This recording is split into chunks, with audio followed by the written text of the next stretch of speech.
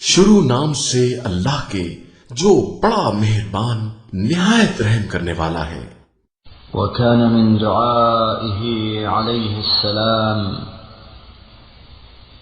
إذا قتر عليه الرزق، जब रिस्क की तंगी होती तो हजरत ये दुआ पढ़ते, اللهم صل على محمد وآل محمد، اللهم إنك ابتليتنا في أرزاقنا بسوء الظن وفي آجالنا بطول الأمل،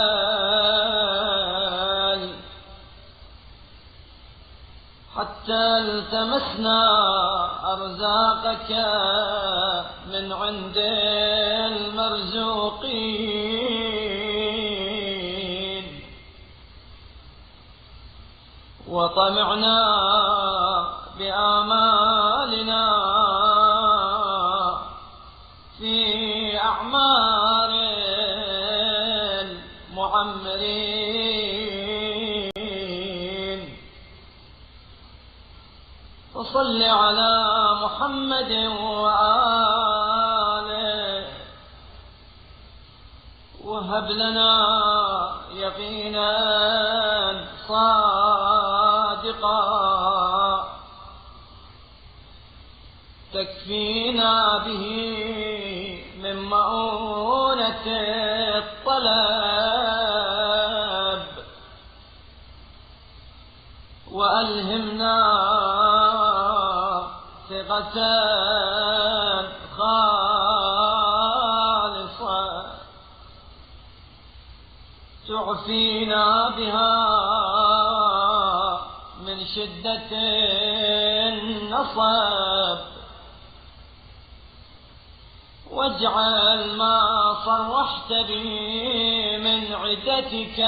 في وحيك। ऐ अल्लाह, तूने रिस्क के बारे में बेयकीनी से और जिंदगी के बारे में तूले अहल से हमारी आजमाइश की है, यहां तक कि हम उनसे रिस्क तलब करने लगे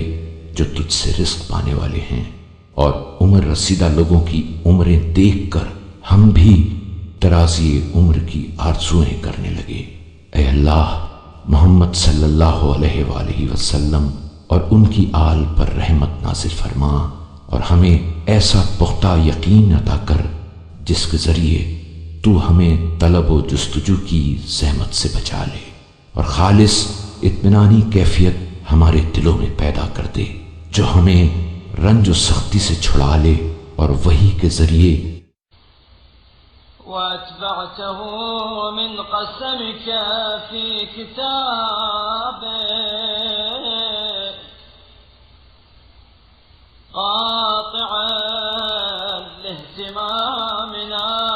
بالرزق الذي تكفلت به، وحسما للاشتغال بما ضمنت الكفاية له، فقلت وقولك الحق الأصدق، وأقسمت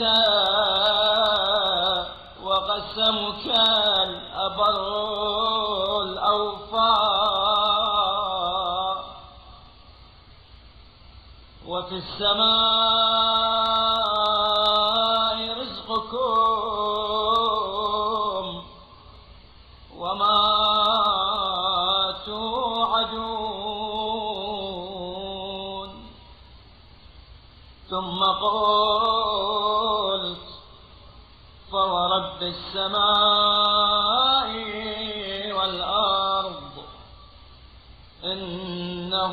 لحق مثل ما أنكم تنطقون